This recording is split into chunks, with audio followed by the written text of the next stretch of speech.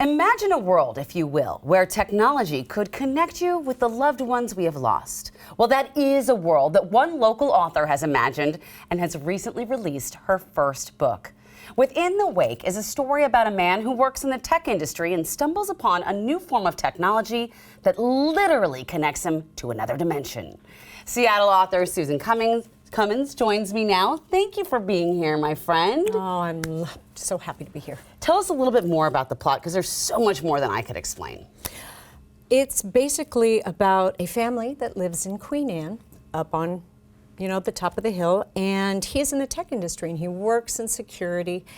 He's not gotten past that mid-level management, so he wants to create something new and innovative that's sort of going to launch him into his next level of his career, which is sort of wrapped up in technology and innovative communication using graphene, infrared motion tracking cameras, facial recognition software, and it takes place in 2004. So that kind of technology leads to this other dimension that we won't get into because I want people to read the book. Did you have to do a lot of research for this? I did. I did a lot of research on it, and multiple dimensions we all know exists, at least in my world, the paranormal world. And when you change the energy of a location, it can make crazy things happen. So I worked with a wonderful engineer by the name of Bill Chappell, who helped me invent this security system that he installs in his house that changes the energy, that allows one dimension where his family who have passed on bump into their own. Oh, this is so crazy. Yeah. So, okay, I don't know how I would categorize this book, because you mentioned paranormal, because it does have paranormal aspects. I kind of got a little scared sometimes. Yeah. But it also has some really thrilling moments. What genre would you think best describes this book? I'm going to say it's just a good old-fashioned ghost story. Ghost story. But it's about love and forgiveness and family. Mm-hmm. So I've had some people say, oh, I can't read your book late at night because it scares me. I'm like, hang in there. It really is about love, and it's about forgiveness, and it's about what would you do if you could see your family again, the ones that are no longer with us. So I try to wrap it up in love, if that makes any sense. But most people, they think of ghosts as scary and Hollywood, blood and guts, but it really isn't. It really isn't. No. And you know what I love is that you took all the elements that I think that are so powerful from here, from locally. You took the tech, you took the area, the ghost stories, the mysticism that does surround here. I have to say, I know this is your first novel. I hope there's already another one in the series. And I want you to tell me how you decided to commit to writing a book, because I know so many people want to. So many people want to, and I've wanted to since high school. Mm-hmm. And, for years I kept thinking, I'm going to write my book, and I just, I didn't commit until I went to a class on how to write a novel. Oh, and you went to an actual class? I actually went to a class, okay. And it inspired me. So I went and I purchased this software called Scrivener. Okay. And it really helps to guide you, character development, etc. And I started to write.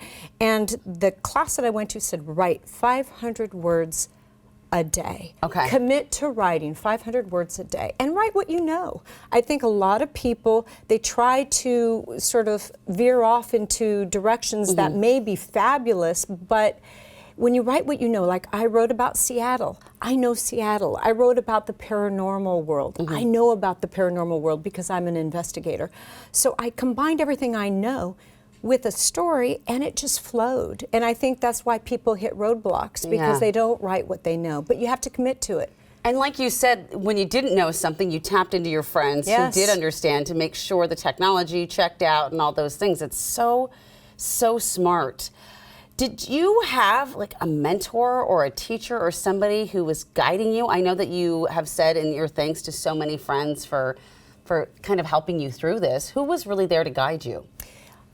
I was lucky enough to be able to have a commitment with a wonderful woman by the name of Corbin Lewis. And she has been my writing coach and has held my feet to the fire. And I don't know how far I would have gotten without her. A writing coach. Because she was like, okay, I want 15,000 words by this date. Oh my gosh. Okay, so the writing coach kind of held you to task. Yeah. You were writing 5 words a day, and you were doing this all while working full time. Yeah, working. I would write late at night, yeah. Wow. Yeah. Do you have any advice to aspiring writers? Because I get a lot of emails from folks out there who are writing a book, who've just written a book.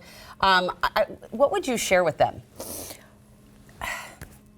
Everyone has a story.